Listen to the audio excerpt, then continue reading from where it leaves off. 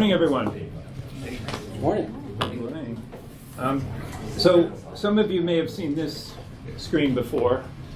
This is the installation screen for Drupal CMS, the version 1, which came out in January of this year. Version 2, I think, is due to come out next January.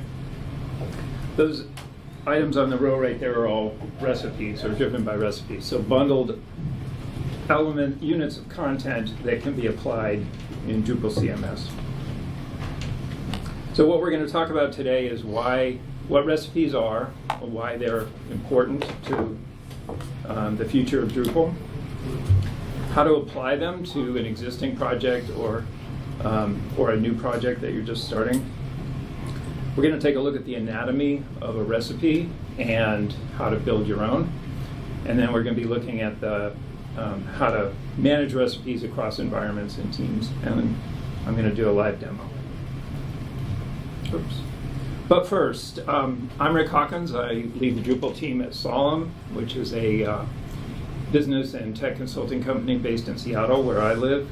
We have offices in most major U.S. cities and in other countries, including like Japan, Australia, Germany. And I maintain a couple dozen projects on Drupal.org, where I am known as RL Hawk. Most of those projects are modules. One of them is a recipe, and I will demo that later. But first, I want to thank our sponsors, of course, without whom this event would not be possible. So thank you to them. So recipes, just quick show of hands out of curiosity, who has actually applied a recipe before? Partial, I didn't know what I was doing. Okay. My next question was going to be who has written a recipe, but given that only 2 people raised their hand to applying them, the answer. Okay. So Drupal recipes were added to Drupal core in version 10.3. They are meant to package as a means to package and reuse configuration and content across sites. And there's recipes are supported by some new experimental APIs that have been added to Drupal core. And as we saw, they are integral to Drupal CMS and now site templates and the Drupal marketplace. So recipes are going to be used heavily in lots of areas that Drupal is in. So, and for example, if you install Drupal and you don't choose a different installation profile like Umami or something like that, you get the standard installation profile. That has been converted to using recipes. And that's an excellent way to sort of explore, learn about the inner workings of Drupal, but also how recipes work, because you can see how Drupal core is using them to when you install using the standard installation profile. Recipes themselves are pretty straightforward in terms of their actual code, because it's really just YAML. And there's no PHP code in a recipe. And just the terminology is a little bit different around recipes. So with modules and themes, we think of installing them. With recipes, they are applied, and then they're no longer needed. I probably will say installed one time, because it's easy to do, but I mean applied. So we're used to using distributions or install profiles, and why wouldn't we want to continue to do that? Who here has used a distribution before? And what was your experience? Who had yeah. So they must be used at the beginning of a project. You must start with the distribution, and you're sort of locked into that distribution. It's difficult to update it because if anything changes in the dependencies, you have to wait until the distribution gets updated so that you can actually update that way, which is especially difficult with security updates. Can't be removed easily if any of you had to extricate your site from the Lightning distribution, for instance. And they can't be combined. You can't take 2 distributions and bring the functionality from both of them together for your site. Recipes address all 5 of those issues. They can be applied any time during the life cycle of a Drupal project. You're not locked in any way to using a recipe. There's no need to keep it updated because you apply it and then you're done with it. And there's no need to remove it because for the same reason. And it can easily be combined, and this is probably its biggest strength, it can easily be combined with other bundled functionality from other recipes. Martin Anderson Klutz gave a presentation to a local Toronto group earlier this year, and he gave this quote, which I really like, where he says, "The end change you get from applying a recipe should be the same as if a Drupal expert came and did the same changes to your website." So it kind of mostly saves a lot of clicking. And as we saw in the Drupal CMS example, you can use recipes for bundling functionality, and the examples in Drupal CMS are for a blog or for events, news, a person, case study, but the sky's the limit as far as what you could do. And so, for example, the latest version of Commerce Kickstart heavily uses recipes. You could use a recipe for a location where you've got latitude and longitude, you've got geolocation, all of that is bundled together for a functionality for a location content type, for instance. Alerts on a site, an AI chatbot or other AI-related functionality, and then just security enhancements. So those are just some examples, but really your imagination can go wild with how you can bundle up configuration and turn it into a recipe. And I'm also interested in how you can take what are common configuration. It's not really the same kind of bundling of functionality that we saw on the previous slide, but things like text formats and editors that you need to set up on multiple sites and end up redoing over and over again, or image styles, workflows, roles and permissions, that sort of thing. And so a lot of the examples that I have from what I've written are of this type, where they're just sort of setting some good configuration that I have decided I would like on most, if not all, of the sites that I build. The documentation for recipes is really good. I think this is the best. The project, what is it called? The Recipes Initiative documentation. And so I highly suggest digging into this just to read about a lot of the things that I'm going to talk about, but even more. And so how would you find a contributed recipe? For example, on Drupal.org, one of the challenges is there is no specific project type called recipe on Drupal.org. It just falls under what is a general category, a general project. So if you go to the general page and search for recipe, that's going to probably be your best bet for finding recipes on Drupal.org. And you can see in this case I found 151 of them. Is there a effort to add that category? It seems like almost we need that. Yeah, you would think that would be necessary and important, and something that even like now when you go to, it's a menu item where you can say, show me modules that are available, show me themes that are available. Sure. Recipe should be the next, yeah. I don't know about that. Maybe somebody else does. I have a question. You know, Yeah. we already get into it. Apologies. So if you go on to Drupal.org, you find a recipe, how hard is it to customize it to your own need? Like, say it's 90% there, and you can do a little bit of customization. Is that a pain, or is that pretty easy? Yeah, the question is around customizing a recipe that you've added from Drupal.org. It can be fairly straightforward if it's a matter of just updating the configuration. You can certainly change the recipe before you apply it to do any customizations that you want to do, or you could apply it and then go in and make the one configuration change in the UI that you want. That's probably going to be, if it's not extensive changes, you probably are just going to find that, apply it as is, and then make minor changes. Packagist is another way to find contributed recipes, and it's going to show you recipes that are not only the ones on Drupal.org, but elsewhere. And so you just need to limit your search to type Drupal-recipe. And you can see the ones that are sort of at the top of the list here. Drupal CMS Starter is in the list, and I think the other ones in there are all from Drupal CMS. There is a recipes cookbook, which is a great way to, you could actually start with these, but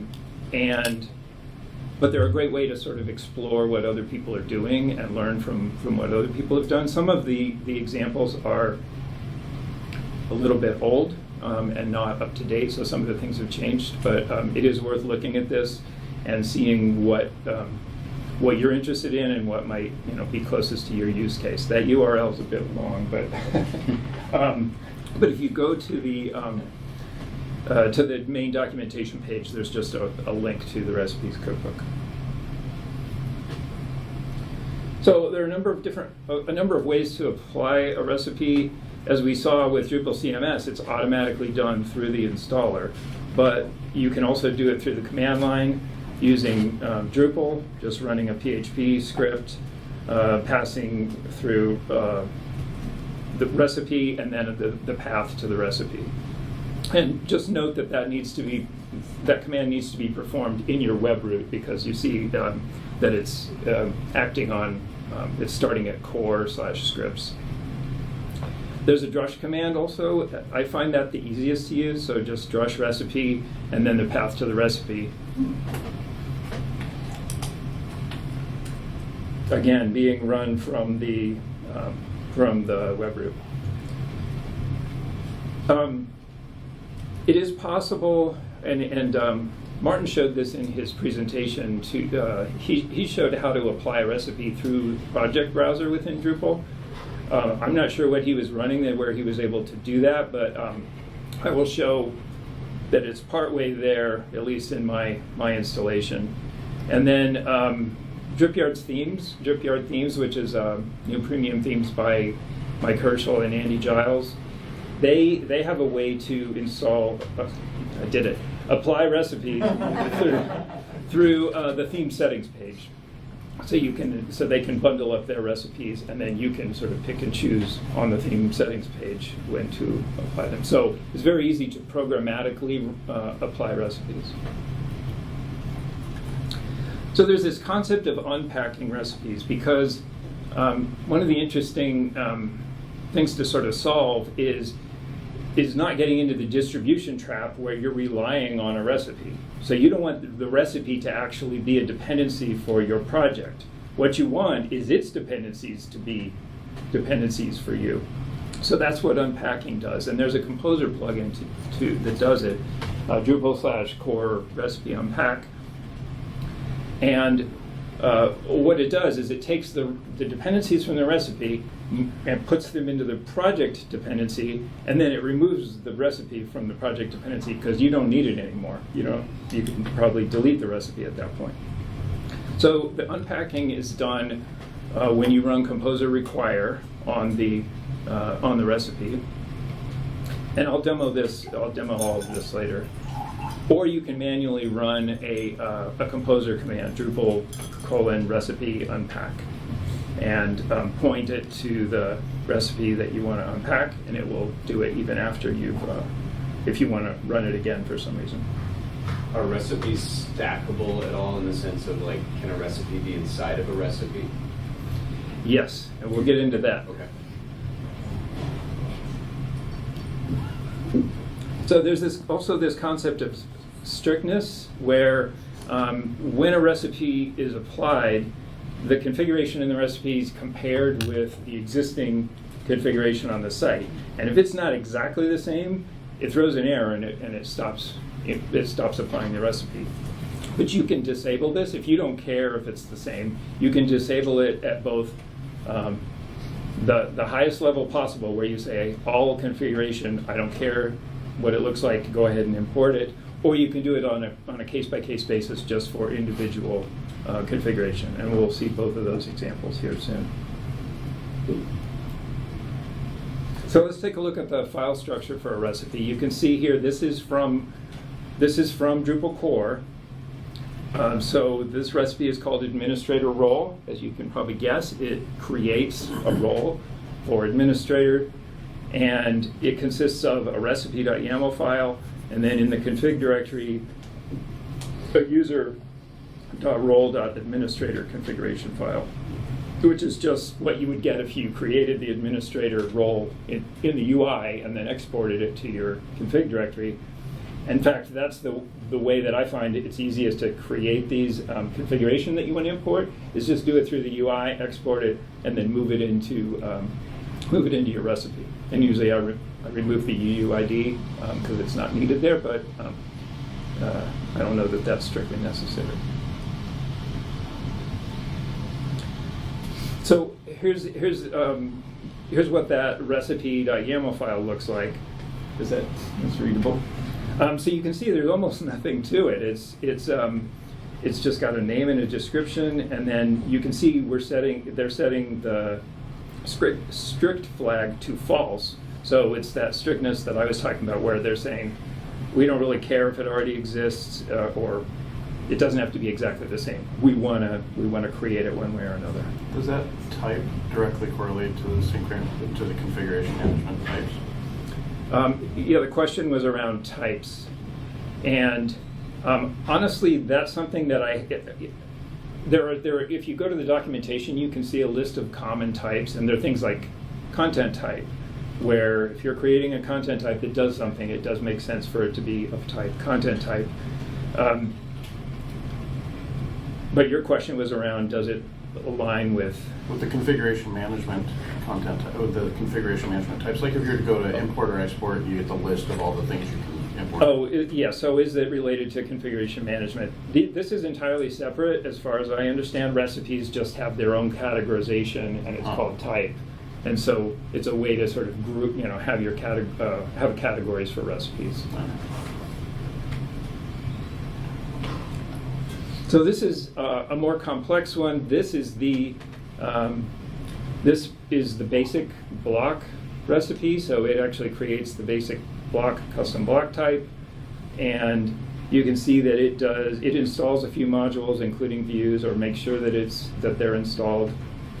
Now you can see here the strict value is really just one configuration.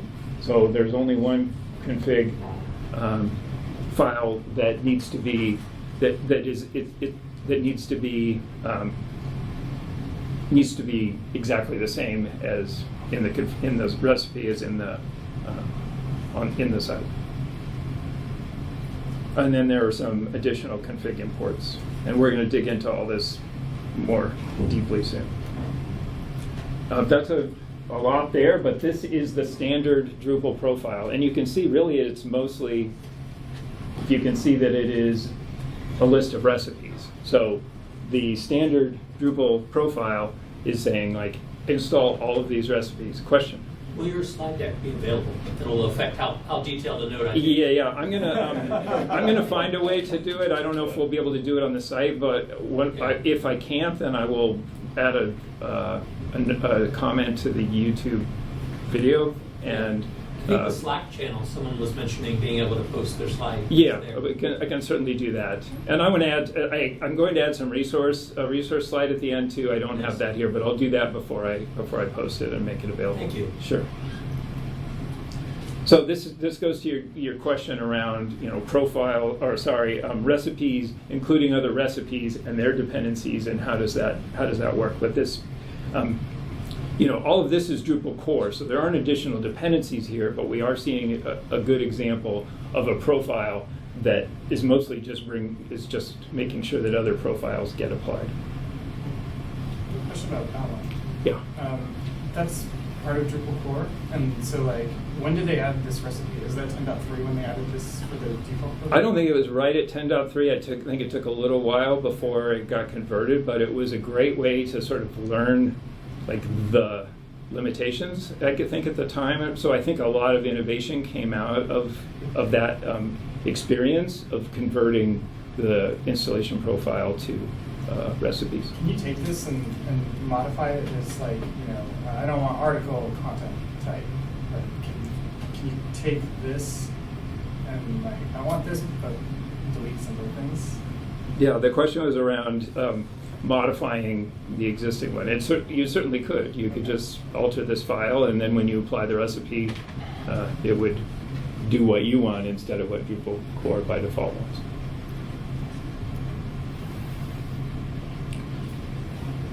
So there are a number of different ways that configuration gets imported in a recipe. One of the ways is that when a module or theme is installed, just like when you install that module, you automatically get some configuration that is in the install directory within the config directory of the module. So you can see this is the file module provided by Drupal core.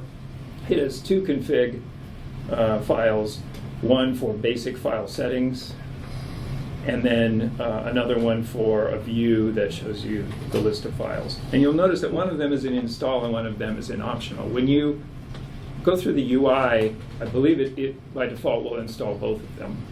Recipes don't work that way. Recipes will only install the one in the install file. So if you want the optional one installed, you will need to specify it. And so here's what that looks like. In the config setting, you say import, and then you say which module you want to apply to, file, and you say, I want that file's view that the file module provides. If you want all of the configuration that a module provides, you can just put an asterisk and it'll bring in all that optional configuration. But do note that if configuration is in the install directory, you don't need to specify it. It will get automatically imported. Was that imported during the config import process, even though it's a recipe?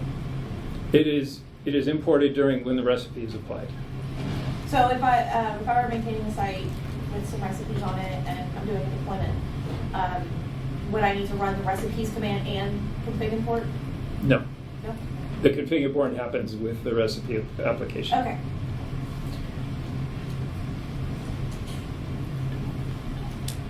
So the third way is that if you have additional configuration that you want to add, you can put it in a config directory within your recipe. So here we have the recipe.yaml file. This is a Pacific Northwest Drupal Summit demo recipe, and we have just the recipe.yaml file. We have a composer file, and then a config directory with a view called pnwds_demo that will install that view when this recipe gets applied. So you would use this for custom things that you want that are not available already in the module. A question? To the question about how this plays out in your workflow when you're deploying from your local development to production, for example. In that scenario where you're going to apply your recipe only locally, right? And then you're going to export your config, and then you're going to do your config deployment on production. You're not going to apply the recipe in a production environment. That's for the most part. Yeah, that's exactly right. You will apply the recipe locally Once. You'll export the configuration exactly as you described it, and then when you deploy, it'll be in production. And that command is the unpacking, right? You do that locally. The applying The applying. applying the recipe. recipe. Okay. And I think you said unpacking is also synonymous with apply the recipe. No, unpacking is the way that the dependencies of the recipe get brought into your dependencies, and you don't have you aren't reliant on the recipe anymore. So I'll show it. I'll demo Got it. it. So config actions are kind of really important in recipes and powerful. So as you might expect, they take action on configuration, usually altering the configuration in some way. So there are some actions that can be applied to any configuration entity type, and then there's others that are specific to an entity type, and they have to be defined within a PHP attribute to say this is a config action. And you can have a plural version of it, and we'll see an example of that in a minute, where you can apply to either one config element or you can pass in multiple and have it apply to all of them. So some examples. So for simple configuration updates, you would use simple config update. And then some examples that work with all configuration entity types. You can enable or disable configuration, set a value or set multiple values, set either a third-party setting or multiple third-party settings. And then something that is some examples for config actions that are specific to certain configuration entity types are grant permissions. That's for roles. So if you're adding a new role, you can use grant permissions to say, these are the permissions I want this role to have. If you want to alter them, for instance. Add item to toolbar, this would be CK editor. Place block admin theme or place block default theme, just we'll place a block in those respective themes.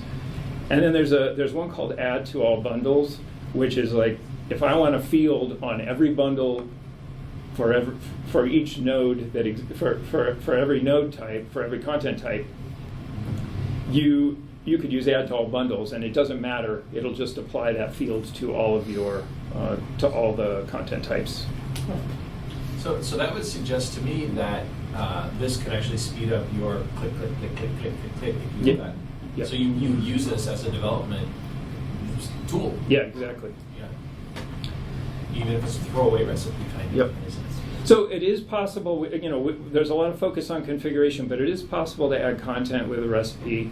And right now, the way to do it is using the default content module, which some of you may have used. And so you create the content, you export it, and then you place the file, the resulting YAML file, in a content directory in the recipe. So, but with 11.3, it's going to be possible to do it directly within the Drupal command. So you will be able to say content export and do the same thing that the default content module is doing now. Would that be just like a good use case would be, because we're at an agency, so, we set up this recipe for like events, we also define some events. You obviously need some demo content to start the site, but to see the things, is that kind of, because I don't imagine you'd really be exporting content other than for demo or starting. Yeah, the use cases for that are kind of unknown. I have an example here that is a little contrived, but if you had a lot of taxonomy vocabulary that was used a lot, like that had a lot of terms in it, and you just said, I want to use this vocabulary a lot across sites, that would be one reason to do content. Cool. What about even trying to get your content like your, I know there's some modules I think that will turn your taxonomy into exportable config or something like that. But if you actually want to get your whole vocabulary from local to production through the config, is this a way to do it potentially?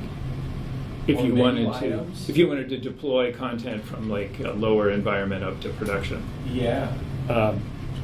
Like menu items is content unless you Yeah, use. I think the default content module by itself is probably what you'd Is want to the better use. I don't recipe. think you'd use a recipe for that. So there is something called the recipe installer kit, which is it allows recipes to be applied when installing Drupal. So very similar to Drupal CMS, but you can have that functionality also. So like when you go to the install screen, you get the same. You have the same options to apply whatever recipes you want. So, Is it the same code or is it similar? Is it similar? I'm not sure. I think it is. Yeah, I'm not sure. It looked the same to me when I tried it. Everything seems to be sort of the same as Drupal CMS.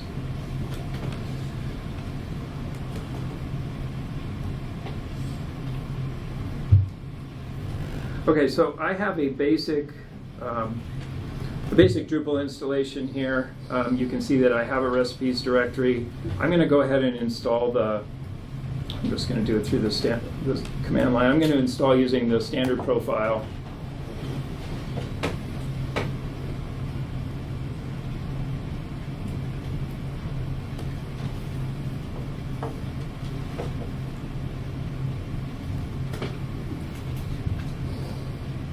And we've got our basic site. So the first thing I want to just take a quick look at is if we add project browser to the project. I mentioned that you can see the recipes that are available for your site in project browser. So I'm going to enable the module. And now if we come back here and we go to extend, you can see recipes is available as a list here, and you can see it's got a bunch of them. A lot of these are being provided by Drupal core. Here's that administrator role, the one that we saw. But we can see, if we go through them, you can see these ones that I created specifically for this presentation. So this one, adds media, menu. So these are all available, but instead of actually being able to apply it here, you get a command that you can copy and paste, which will run it. But like I said, I think that's changing, and the plan is that this will be a way that you can apply recipes through the UI. So next I'm going to show what it looks like if you add a recipe from Drupal.org. And the one I'm going to add is actually included in Drupal CMS, but let's say you already have an existing site that suddenly has a need for events. You don't want to have to go, you don't want to use Drupal CMS for that. You just want to apply this one recipe. So the first thing I need to do is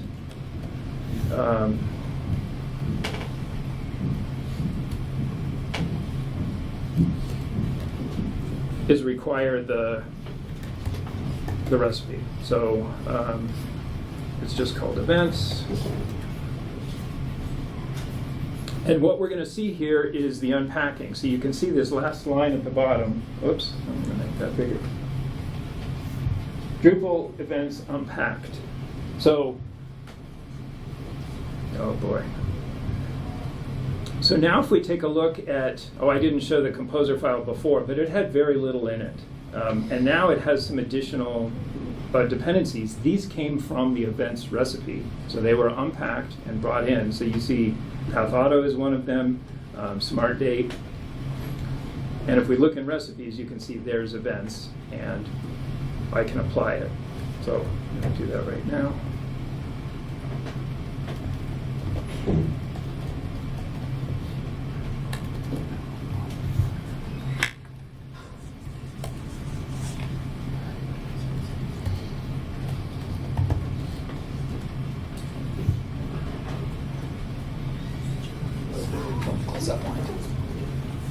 Live demos, am I right? I was just saying, so we get a new automated way So- for Composer to break. Yeah. So I shouldn't need to run Composer install again. Well, anyway, the idea is you run the recipe and you will get the functionality that is provided by Smart Date. You can see add content by bundle. That's all sort of packaged up. Not sure why that's not working. So just taking a look at this demo module, or demo recipe rather, you can see that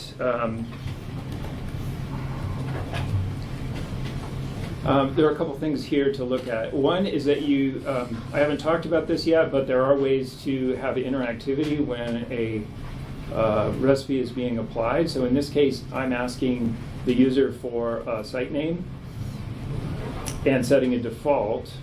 You can either set a value or another configuration. You can see that I'm installing certain modules, making sure taxonomy, views, and views UI are installed. I'm setting strict to false. I don't care about the configuration being identical.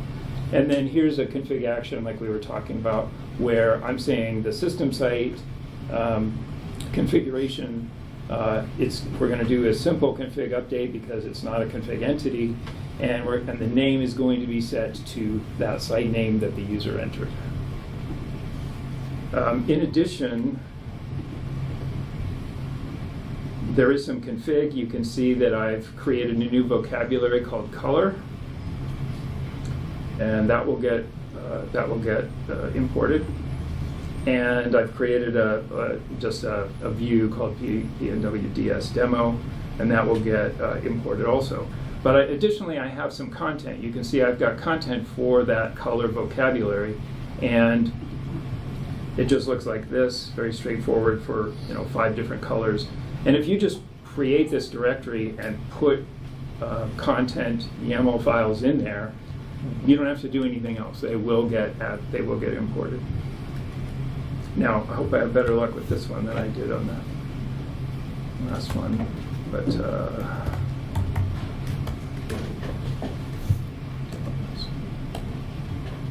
so here it is asking me the question about what I want my site to be called. And very fast, of course, but if we take a look at the site, the site name has been changed. We have, what else should we see? We should see a view that I created, but also the main thing is this color vocabulary is now there. We've got 5 colors already added, so there's an example of importing content. Thanks. So we just have a short amount of time left, so I will jump quickly to, so you can see I've got a lot of other examples here where I've got things where, actually let me just run it really quickly. So I'm going to install the minimal profile right now. And then I'm going to run a base starter, there it is, starter recipe, which is similar to the standard profile in that it mostly just calls other recipes. I'm getting the same thing. Oh, okay. So here's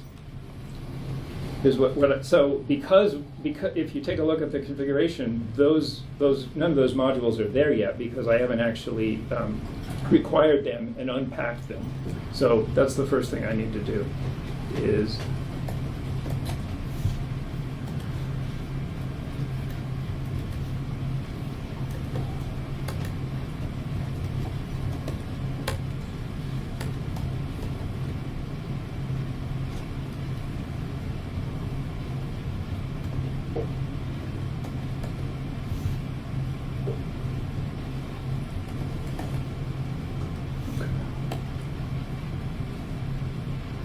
okay, so now if we look at the composer file, everything should be there.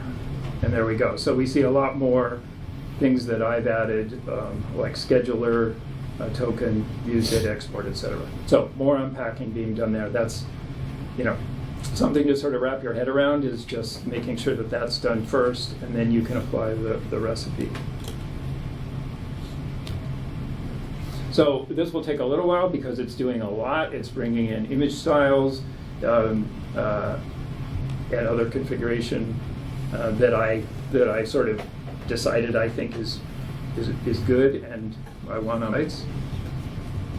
And just looking very quickly at the way that it's organized, and this is something that I could geek out a long time on, is like how to organize these recipes, and I imagine things will sort of shake out in the community about how we do it, but I think the way things are going is, starting with some base recipes. So in this case, I've got some core base configuration, and then contributed module base configuration, and then everything else.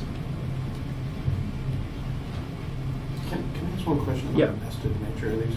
So you can have recipes be a dependency of other recipes. When you do the unpack on the parent recipe, does it unpack all the children recipes as well? Yes. Cool. I just did that You just because did, okay. because I applied the starter recipe, which had all these other recipes as dependencies, and all of their dependencies got unpacked and brought in. And you can see I'm running gin now. If we take a look at the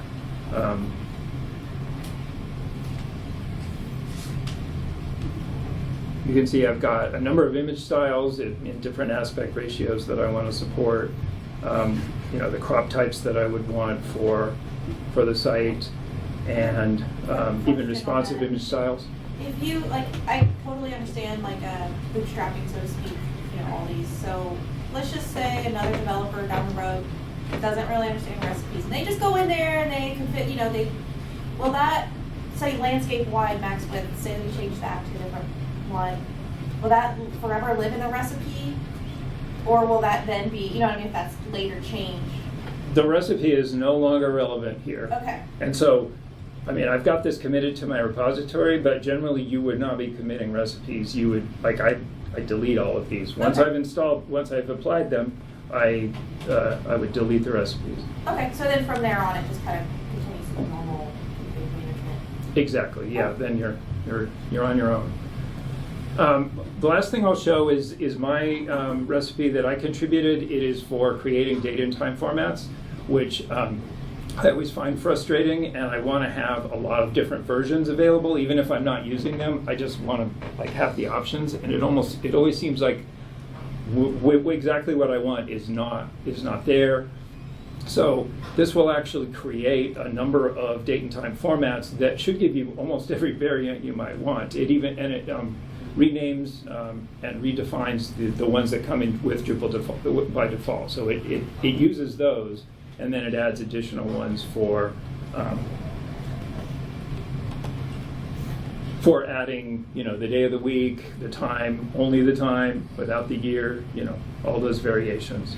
And one of the things I wanted to do is make it customizable because, of course, people in different parts of the world have different opinions about what order things should be in or what the separator should be, whether you use 24-hour time or not, etc. So, the date recipe has a lot of questions. And you can see, so it's asking, that's not it. Here we go. So it's saying, what separator character do you want for short dates? And it gives you 3 options, /, hyphen, or period. What do you want the first element to be? You want the first element to be the day, the date, or the month. It basically gives you lots of options. If you want to have year, hyphen, month, day, you can do that. So I will run that very quickly.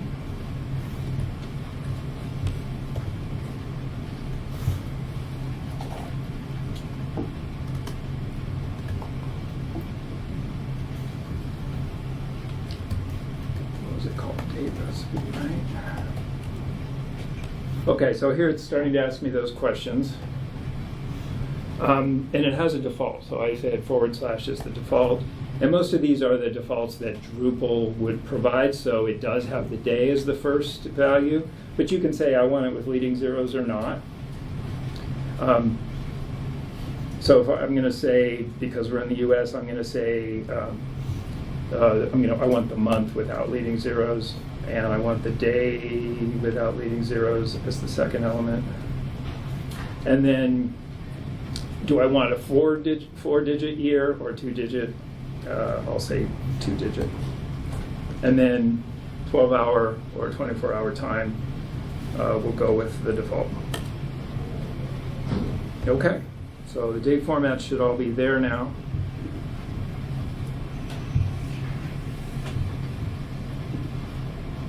And that's exactly what we get. So in the format that I requested. So we have a little bit of time for more questions. I know we did a lot of questions during the session, but I'm also available afterward if you want to come up and talk to me anytime during the conference. But I can take, yeah, oh, thank you.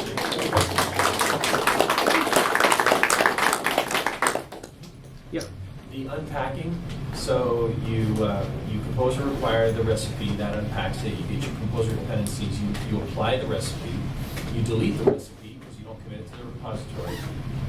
The composer dependencies, however, they remain with your project, correct? That's exactly right. You don't unpack. And when you delete the recipe, you don't reverse the unpacking. No, the rest, so the dependency gets left, it gets added to your composer.json file, and it will be there as long as, it's as if you added it yourself. What Yeah. was configured by the Yeah, it's just, you could say, look at the recipe and say, what does it need? Go to composer, go to the command line type composer require for each one of those. You don't have to if you just require the recipe because it will figure it out for you. And But the dependencies are dependent even after the recipe has been applied and on into time. yeah, the dependencies are now for your project. Yeah. Yep. Can you specify a configuration location? Specifically, we're using Pamping, and their upstream usage actually blows away your composer file and regenerates that. because of the updates in what they call an upstream, which is kind of like a, and so you can include alternate composer files that get grafted into that, and I'm wondering if you could use a targeting method to generate those, so that way it wouldn't get blown away the next time you do the Pantheon automated updates off of their upstreams. And this is mostly to do with composer dependencies, right? Right. So it would be the same as however you do it now with manually creating dependencies in Composer. Yeah, I just manually put them into a sub-composer file, and I'm wondering if you could target it. If you could create a target for this, then I wouldn't have to manually copy them after generating it and make sure I find out which ones are different and put them in that sub. Oh, I see. Yeah. I mean, I would just look at, you can see, when I look at it, I can see which ones are different because I'm using Git and it's showing me that all of these ones were added. But if you're interested in seeing which ones were added, I guess that's what I would recommend. Right. I don't know if you could target it, I wouldn't have to. Yeah. But With end-to-end testing, oftentimes you need to create content or have content available. I'm thinking that this recipe content creation could be used for all your developers to create the fixtures for your end-to-end tests before they run them. Yeah, absolutely. Yeah. I mean, but again, maybe just the default content module might be appropriate. What happens if you apply without unpacking? Will it give you a runtime error? There's nothing you need to do to you mean nothing will happen if you don't have the unpacked plugin, you just won't get those dependencies automatically. And the recipe will actually then be added as a dependency to your project. So you'll just need to manually go in there, remove it, take a look at the recipe and say, what's its dependencies, manually add those yourself. Okay. So no, it's not going to cause any problem if you don't have the unpacked plugin.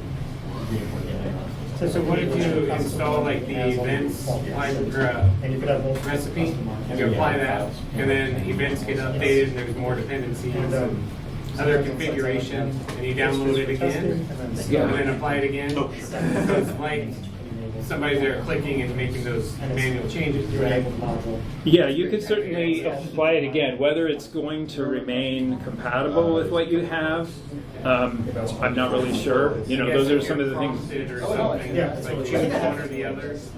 Maybe there's a way to do that. Sorry, I missed that. Like the prompts that came up, maybe like, do you want to keep this config or this config? Yeah, I mean, the challenging thing with the prompts is they're fairly limited. I really wanted something, I mean, what I showed was not ideal, but what I wanted was some more generic questions about what your preferences would be for dates, and then doing different things based on that. It's not that sophisticated. It really wants a value that then is just directly applied. At least that's the way it is now, and I don't know any way to do any sort of logic to say, if the user entered this, set a variable this, and then use it in the configuration. When you did the composer require the events recipe, unpacking was part of that. Like it automatically unpacked it. Is that the case with every recipe that it will automatically unpack with composer, or do you have to, like as a developer making a recipe, you have to include something in your code that unpacks it? You don't have to do anything. If you're creating the recipe, you don't have to do anything so that it gets unpacked. It will be automatic for anybody who's using that composer plugin. So I'm just going to try here running this on my second installation and just see if I have better luck with that events. That's not the one I want. Okay, so this worked fine. No, that also didn't work. So yeah, so here's an example where the events recipe is expecting a content editor role, and I don't currently have that. The standard installation does, so it shouldn't be a problem with that. But as we saw, something went haywire there. Anyway, yeah, stop me and ask questions, or we can talk about it more any other time in the conference. Thank you. Thank you very much.